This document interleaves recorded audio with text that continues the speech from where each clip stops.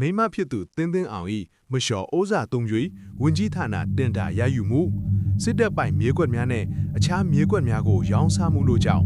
အချမ်းဖက်ဇော်မင်းထွန်းကိုဘိုးချုပ်ရာထူးနှင့်ပြန်ကြားရေးဒုဝန်ကြီးတာဝန်များမှထုတ်ပယ်အနားပေးလိုက်ခြင်းဧပြီ9ရက်စစ်တင်စစ်အာဏာသိမ်းမှုနှင့်မင်းအောင်လှိုင်ကိုကာကွယ်ပြောဆိုလိရှိသောအကြမ်းဖက်ဗိုလ်ချုပ်ဇော်မင်းထွန်းကိုစစ်ဘက်နှင့်အရက်ဘက်ယာရုတာဝန်များမှထုတ်ပယ်အနားပေးလိုက်ခြင်းမှာဇော်မင်းထွန်း၏မိမတင်းတင်းအောင်ကမလျှော်ဩဇာသုံး၍ဝန်ကြီးဌာနလုပ်ငန်းတင်တာရယူမှုစစ်တပ်ပိုင်မြေကွက်များကိုရောင်းစားမှုတို့ကြောင့်ဖြစ်ကြောင်းစီးပွားရေးအတိုင်းဝိုင်းထံမှစုံစမ်းသိရှိရတယ်။အကြမ်းဖက်ဇော်မင်းထွန်း၏မိမတင်းတင်းအောင်ကစီးပွားရေးသမားတချို့နှင့်ပေါင်း၍ဝန်ကြီးဌာနတင်တာများရယူခြင်းစစ်တပ်လက်အောက်ခံပြည်သူ့ဆက်ဆံရေးနှင့်စိတ်သက်စစ်စင်ရေးတပ်ဖွဲ့ပိုင်မြေကွက်များကိုမြေစည်ရင်းဌာနနှင့်ပေါင်း၍စာရွက်စာတမ်းများထုတ်ယူကာရောင်းစားမှုများလှုပ်ဆောင်ခဲ့ကြောင်းအဆိုပါလှုပ်ဆောင်မှုများကိုတိုင်ကြားသဖြင့်စစ်အေးယူတာမှဇော်မင်းထွန်းကိုစစ်ဘက်ဗိုလ်ချုပ်ရာထူးအရက်ဘက်ပြန်ကြားရေးဒုဝန်ကြီးရာထူးများမှထုတ်ပယ်အနားပေးလိုက်ခြင်းဖြစ်ကြောင်းသိရှိရတယ်။ဗိုလ်ချုပ်ဇော်မင်းထွန်းအဓိကပြုတ်သွားတာကသူ့အမျိုးသမီးတင်းတင်းအောင်နဲ့အလုံးလုံးနေတဲ့စီးပွားရေးသမားပေါ်သူ့လူပဲပြောပါတော့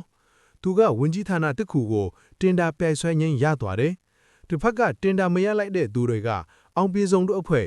ဝန်ကြီးဌာန73ခုမှ12ခုကိုအောင်ပြေဆုံးတို့အဖွဲ့ကရတယ်။ကျန်တဲ့တစ်ခုကိုဗိုလ်ချုပ်ဇော်မင်းထွန်းလူရသွားတယ်။အဲ့ဒီမှာဘလို့ရသွားလဲဘသူရလဲတစ်ဖက်ကလိုက်ပြီးစုံစမ်းတာမှာဗိုလ်ချုပ်ဇော်မင်းထွန်းလူထင်နေတာ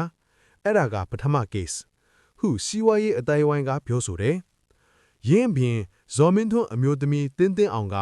မြေကွက်အယောင်းဝယ်လုပ်ရာတွင်မြေစင်ယူဌာနနှင့်ပေါင်း၍ပြည်သူဆက်ဆံရေးနှင့်စိတ်သက်စစ်စင်ရေးတပ်ဖွဲ့တိုက်ပွဲဝင်စီယုံရေးဌာနခွဲတို့၏မြေကွက်များကိုရောင်းစားခဲ့ကြောင်းအဆိုပါရောင်းစားမှုများကိုလည်းနစ်နာသူများမင်းအောင်လှိုင်ထံသို့တိုင်ကြားမိစီစဉ်ညာမှာမှန်ကန်သဖြင့်အေးယူခံရခြင်းဖြစ်ကြောင်းထို့ပြင်တောင်ကြီးနှင့်မိတ်မြို့တို့တွင်လည်းဇော်မင်းထွန်းမိမမြေကွက်အယောင်းဝယ်များလုပ်ရာတွင်ဌာနဆိုင်ရာမြေတွေပါဝင်ကြောင်းသိရှိရရဲ့ကကပီအောက်မှာရှိတဲ့တိုက်စီးကျောင်းမြေတောင်ကြီးမိတ်မြို့မှာရှိတဲ့မြေတွေကိုရခင်တက္ကရာကြီးဇရေးအခုရာကန်ပုံနှင့်ပေါင်း၍မြေရောင်းစားသဖြင့်တိုင်ကြားခံရခြင်းအပေါ်စစ်ခုံရုံးတင်၍စစ်ဆေးအေးယူခံရတယ်။အဲ့ဒါတွေကိုဗိုလ်ချုပ်ဇော်မင်းထွန်းကမသိဘူးပြောတယ်။သူ့မိမလှုပ်တာ